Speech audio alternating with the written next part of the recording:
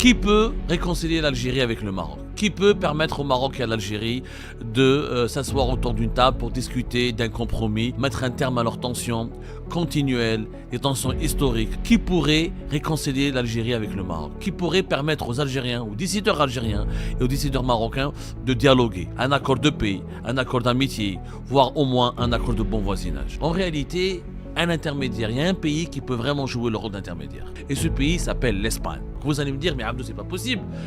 Entre 2022 et 2024, il y a déjà une grave crise diplomatique et politique entre l'Algérie et l'Espagne. Que l'Espagne a reconnu, avant même la France, la souveraineté du Maroc sur le Sahara occidental. Comment l'Algérie pourrait faire confiance à l'Espagne pour jouer le rôle d'intermédiaire ou de médiateur? L'Espagne, elle est pragmatique. Et ces 2 dernières années, quand on remarque au cours de ces 3 même dernières années, les Espagnols ont juste répondu par l'indifférence et la patience face aux attaques, face à la nervosité, face à la politique du chantage qui a été exercée contre l'Espagne par le régime Tebboune. Les Espagnols n'ont jamais réagi. Ils ont toujours été sages, tranquilles. Ok, on laisse le régime algérien faire ce qu'il veut. Ils ont toujours appelé à la désescalade, au dialogue, à l'amitié. 2 ans plus tard, leur stratégie elle a marché. Elle a bien fonctionné. Abdelmadjid Tebboune, il n'a qu'un seul rêve, ou aller à Madrid rencontrer Pedro Sanchez, ou recevoir le chef du gouvernement espagnol à Alger pour une visite de travail, voire une visite d'État. Qui peut réconcilier l'Algérie avec le Maroc? Qui peut permettre au Maroc et à l'Algérie de s'asseoir autour d'une table pour discuter d'un compromis, pour discuter d'une solution ou de plusieurs solutions pérennes et durables qui pourront, on l'espère en tout cas un jour, mettre un terme à leurs tensions continuelles, des tensions historiques de plus en plus violentes et de plus en plus profondes qui malheureusement divisent les 2 peuples, séparent les 2 pays et entraînent le Maghreb dans un cycle de menaces qui pourrait saper pour toujours sa stabilité. Qui pourrait réconcilier l'Algérie avec le Maroc? Qui pourrait permettre aux Algériens, aux décideurs algériens et aux décideurs marocains de dialoguer, de négocier un accord de paix, un accord d'amitié, voire au moins un accord de bon voisinage? À ces questions, personne n'a su trouver des réponses. Je dis bien, personne n'a su trouver des réponses. Depuis la rupture des relations diplomatiques entre l'Algérie et le Maroc, en août 2021, les tensions régionales au Maghreb ne cessent de s'aggraver et le climat géopolitique au Maghreb est un climat de guerre. Haine sur Internet, guerre psychologique, guerre médiatique, course à l'armement, entraînement militaire, des puissances étrangères qui ne cessent de se mêler de ce conflit pour mettre de l'huile sur le feu, le Maroc qui s'aligne sur Israël, l'Algérie qui veut acheter tout ce qui est matériel russe sophistiqué, les États-Unis d'Amérique qui essaient de jouer le rôle de l'arbitre, mais ils n'y arrivent pas parce qu'ils ont d'autres préoccupations. Ils ont d'autres chats à fouetter, ils sont impliqués à travers leur rôle de gendarme mondial dans d'autres conflits beaucoup plus graves, comme le conflit ukrainien entre la Russie et l'Ukraine, comme le conflit israélo-palestinien, comme le problème entre la Chine et Taïwan, et d'autres conflits à travers la planète. L'Algérie et le Maroc, on a l'impression que ces dernières années, ils sont condamnés à rester des ennemis. Ils sont condamnés à devenir ou à demeurer des adversaires. Et que beaucoup d'experts et d'analystes pensent que les 2 régimes n'iront jamais vers la guerre, parce qu'il y a une ligne rouge qu'ils ne vont jamais transgresser, mais qu'aucun expert ou qu'aucun analyste n'essaie de proposer une solution pour mettre fin au conflit algéro-marocain. Voir les décideurs algériens comme les décideurs marocains, ils se plaisent dans cette configuration de tensions permanentes, de menaces permanentes et de périls contre la sécurité du Maghreb. En réalité, un intermédiaire, il y a un pays qui peut vraiment jouer le rôle d'intermédiaire. Et ce pays est un pays européen. Et ce pays s'appelle l'Espagne. Oui, l'Espagne peut jouer le rôle d'intermédiaire entre l'Algérie et le Maroc. Vous allez me dire, mais Abdou, c'est pas possible. Entre 2022 et 2024, il y a déjà une grave crise diplomatique et politique entre l'Algérie et l'Espagne. Et que l'Espagne a reconnu, avant même la France, la souveraineté du Maroc sur le Sahara occidental. Donc elle ne sera pas objective, elle est subjective, elle a déjà un parti pris marocain. Elle est déjà pro-marocaine, comment l'Algérie pourrait faire confiance à l'Espagne pour jouer le rôle d'intermédiaire ou de médiateur? En réalité, vous vous trompez. L'Espagne n'est pas pro-marocaine, comme elle n'est pas anti-algérienne. Elle n'est pas pro-algérienne, comme elle n'est pas anti-marocaine. L'Espagne, elle est pragmatique. Et ces 2 dernières années, quand on remarque au cours de ces 3 même dernières années, l'évolution de la politique étrangère espagnole, elle est intelligente, elle est modérée, elle est juste, et les Espagnols ont voulu et ont essayé, et je pense qu'ils ont réussi, comme l'Italie, encore mieux que l'Italie. Je crois que l'Espagne, c'est l'un des rares pays européens qui a réussi à instaurer un rapport de confiance avec l'Algérie, comme avec le Maroc, une coopération fluide avec l'Algérie, comme avec le Maroc. Regardez la crise politique entre Alger et Madrid, qui a duré 2 ans, de 2022 jusqu'à pratiquement la fin de l'année 2024. Les Espagnols n'ont pas rétorqué, n'ont pas riposté au régime algérien. Ils n'ont pas lancé une offensive médiatique contre le régime algérien. Il n'y a pas eu de déclaration outrancière de la part des partis politiques espagnols ou des décideurs espagnols ou des grands médias espagnols contre le régime algérien. Les Espagnols ont juste répondu par l'indifférence et la patience face aux attaques, face à la nervosité, face à la politique du chantage qui a été exercée contre l'Espagne par le régime Tebboune. Rappelons que le régime Tebboune il a suspendu un accord d'amitié et un traité d'amitié et de bon voisinage, qu'il a sanctionné économiquement les intérêts espagnols, que les entreprises espagnoles ont été éjectées du marché algérien, que la coopération en matière de lutte contre l'immigration clandestine a complètement cessé, ça a été stoppé, et que même il y avait des provocations, la réduction drastique des rapports des relations diplomatiques, l'absence de l'ambassade d'Algérie à Rabat qui s'était totalement vidée à un moment donné, et puis la réduction drastique et significative des liaisons aériennes entre l'Espagne et l'Algérie. Et malgré toutes ces actions hostiles et voire même inamicales, très inamicales de la part du régime Tebboune, les Espagnols n'ont jamais réagi. Ils ont toujours été sages, tranquilles. Ok, on laisse le régime algérien faire ce qu'il veut. Nous, on est ouvert à l'amitié. Ils ont toujours appelé à la désescalade, au dialogue, à l'amitié, au compromis. Ils n'ont jamais, je dis bien, remis en cause la nécessité pour l'Espagne d'établir de bonnes relations avec l'Algérie. 2 ans plus tard, leur stratégie elle a marché. Elle a bien fonctionné. Regardez côté français, comment il y a eu une agitation autour de la crise avec l'Algérie, il y a eu un emballement médiatique, un emballement politique, des mouvements d'extrême droite qui montaient en puissance, etc. Et que comment le conflit algéro-français a dégénéré par la suite. Après, ce n'est pas les mêmes enjeux. Il n'y a pas 5 millions d'Algériens en Espagne comme il y a 5 millions d'Algériens en France. Il n'y a pas eu les mêmes pratiques du régime algérien sur le territoire français comme sur le territoire espagnol. C'est peut-être une crise très différente, certes, avec des difficultés supplémentaires pour la France, parce que la France a été le théâtre des opérations les plus musclées comme les barbouzeries du régime algérien contre un certain nombre d'opposants algériens, comme le blogueur Amir DZ, etc. La France, peut-être, elle a une particularité, c'est qu'elle est pour l'Algérie la France, c'est comme si c'était un terrain conquis pour le régime algérien. Et que la France a été impliquée de facto dans le jeu politique, dans les rapports de force, dans le jeu politique interne en Algérie, dans les rapports de force au sein du régime algérien. Ce n'est pas le cas de l'Espagne, mais il n'en demeure pas moins que l'attitude du gouvernement espagnol de gauche a été d'une grande sagesse.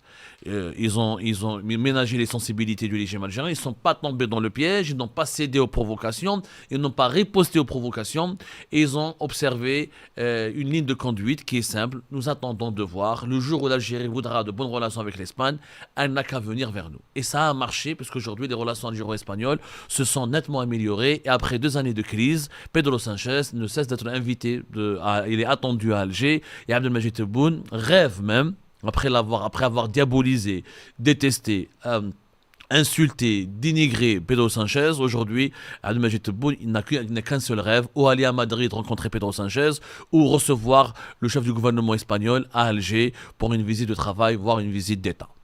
Un article récent qui a été publié par la version espagnole de The Diplomat. The Diplomat, c'est un magazine d'information et d'analyse des questions diplomatiques qui est édité essentiellement en anglais, mais qui est basé d'abord au Japon et à Washington aux États-Unis, mais qui dispose de plusieurs versions dans plusieurs grandes langues internationales.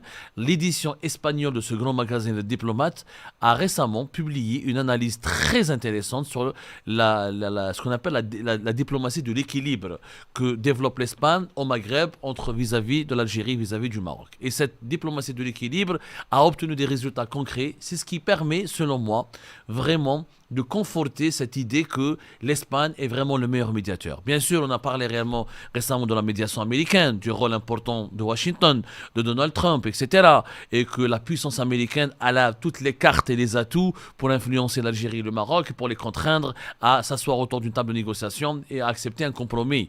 Sauf que les États-Unis d'Amérique est une puissance qui est débordée et elle n'a pas d'intérêt au Maghreb. La paix entre l'Algérie et le Maroc, c'est pas un enjeu stratégique pour les États-Unis d'Amérique. Pour les États-Unis, le Maroc est un ami, l'Algérie est un partenaire, le Maroc est un allié, l'Algérie c'est un C'est un bon partenaire et un interlocuteur fiable. Et les États-Unis d'Amérique, leur seule priorité, c'est d'éviter et d'empêcher qu'il y ait une guerre entre l'Algérie et le Maroc. À partir du moment où ils ont cette garantie-là, ça leur suffit. Que l'Algérie et le Maroc se réconcilient, c'est pas du tout une priorité pour eux. Par contre, pour l'Espagne, c'est une priorité. Pourquoi? Parce que l'Espagne, elle occupe une position unique. Et cet article de The Diplomat, l'édition espagnole de The Diplomat le souligne très bien. L'Espagne, elle occupe une position unique. Pourquoi? Parce qu'elle partage une frontière terrestre avec le Maroc. Elle dépend du gaz algérien pour une partie de son approvisionnement énergétique et elle a des intérêts stratégiques directs en matière de stabilité régionale, de migration, de connectivité et de sécurité maritime. La diplomatie espagnole donc est confrontée au défi de maintenir un équilibre prudent entre Alger et Rabat, deux pays dont la rivalité façonne l'ensemble du paysage politique de l'Afrique du Nord.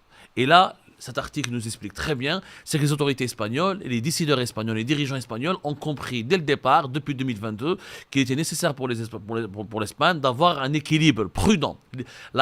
Cette diplomatie de l'équilibre prudent qui a marché. Avec le Maroc, les Espagnols ont amélioré, ont approfondi leurs relations. Ces dernières années, la coopération peut atteindre des niveaux exceptionnels entre l'Espagne et le Maroc, notamment dans les domaines d'immigration, de la lutte contre le terrorisme, du commerce agricole, de la connectivité et de la gestion maritime. Le Maroc est devenu le premier partenaire commercial de l'Espagne hors de l'Union africaine, hors de l'Union européenne, et des milliers d'entreprises espagnoles y sont implantées. Cependant, cette relation stratégique n'est pas sans faille. Donc l'Espagne ne peut pas elle a des problèmes avec le Maroc. Le Maroc réclame toujours la restitution de Ceuta et Melilla. Il y a des divergences sur certaines questions frontalières et sur certaines questions diplomatiques. L'Espagne n'apprécie pas du tout l'alliance militaire entre Israël et le Maroc. L'Espagne, notamment cette Espagne de Pedro Sanchez, elle est très anti-israélienne, elle est très pro-palestinienne et elle n'apprécie pas du tout l'implantation des lobbies militaires et sécuritaires israéliens au Maroc. Donc tout c'est pas une véritable lune de miel entre Madrid et Rabat, contrairement à ce que laissent entendre les médias marocains ou les lobbies marocains. Avec l'Algérie, l'Espagne, elle a énormément d'intérêt. L'Algérie a toujours été, je cite l'article de l'édition espagnole de Diplomate, l'Algérie a toujours été l'un des principaux partenaires énergétiques de l'Espagne. Le gazoduc Medgaz et l'ancien gazoduc Maghreb-Europe demeurent des éléments essentiels du paysage énergétique ibérique. Bien que la dépendance de l'Espagne au gaz algérien ait diminué grâce à l'afflux massif de GNL provenant des États-Unis d'Amérique, du Nigeria et d'autres fournisseurs, l'Algérie conserve une importance stratégique dans l'équation énergétique européenne. Les tensions diplomatiques engendrées par le changement de position de l'Espagne sur le Sahara occidental ont tendu les relations bilatérales, malgré le maintien des canaux de communication. Le défi pour Madrid est de rééquilibrer cette relation sans renoncer à la diversification énergétique ni à son engagement envers le Maroc. Quant à l'Algérie, elle perçoit la concurrence régionale avec méfiance, tant en matière de sécurité que dans les projets d'hydrogène vert et d'infrastructures d'interconnexion. Donc, les Espagnols ont compris que pour l'Algérie, son problème, c'est qu'elle refuse le leadership marocain, elle refuse de se faire dominer par le Maroc, et elle refuse qu'il y ait un nouvel ordre régional imposé ou dessiné uniquement selon l'agenda et les intérêts marocains. Donc, l'Algérie et l'Espagne, elle a une position géographique, diplomatique et géopolitique qui peut lui permettre, et grâce à ces accords de coopération en matière d'énergie, en matière de migratoire, en matière de sécurité régionale, en matière en coopération économique, grâce à ces enjeux communs de l'Espagne avec le Maroc et l'Algérie, l'Espagne, elle est de facto vraiment le médiateur désigné. Alors, selon cet article de Diplomate, l'Espagne s'efforce de développer une diplomatie migratoire globale qui comprend la coopération opérationnelle, le développement économique des régions d'origine, des voies de mobilité réglementées, le renforcement institutionnel et technologique du contrôle aux frontières. Au final, l'Espagne, le Maghreb connaît une reconfiguration géopolitique marquée par la rivalité entre le Maroc et l'Algérie. L'Espagne doit maintenir un équilibre diplomatique pour protéger ses intérêts énergétiques, migratoires et structurels. Et cet article de Diplomate, il dessine les perspectives suivantes pour la diplomatie espagnole. L'Espagne peut jouer un rôle de médiateur rationnel entre l'Algérie et le Maroc, à condition de maintenir l'équilibre et la cohérence. L'Union européenne jouera un rôle essentiel dans la stabilisation de la région et les financements des projets énergétiques. Le Maghreb restera une priorité croissante de la politique étrangère espagnole jusqu'à 2030. C'est, je pense, des arguments qui confortent la proposition que je vous ai faite au début de cette émission. Pour moi, l'Espagne est le véritable médiateur qui peut aider l'Algérie et le Maroc à dépasser leur crise, à surmonter leurs incompréhensions leur tension et à trouver un compromis. L'Espagne, contrairement aux États-Unis d'Amérique, contrairement à la Turquie, contrairement à la Chine, contrairement à la Russie, elle a des frontières avec l'Algérie et le Maroc. Elle n'a aucun intérêt. Elle sera directement menacée et grandement exposée si une guerre entre l'Algérie et le Maroc éclate. Si l'un des deux pays bascule dans l'insécurité ou dans une crise profonde économico-politique, c'est l'Espagne qui sera et sa sécurité qui seront fragilisées. Donc l'Espagne elle a tout intérêt à ce que la paix et l'amitié au Maghreb règnent parce que ça va renforcer sa prospérité et ça va renforcer sa sécurité. Un tel pays, je pense, aura un rôle salutaire à jouer dans une médiation entre l'Algérie et le Maroc.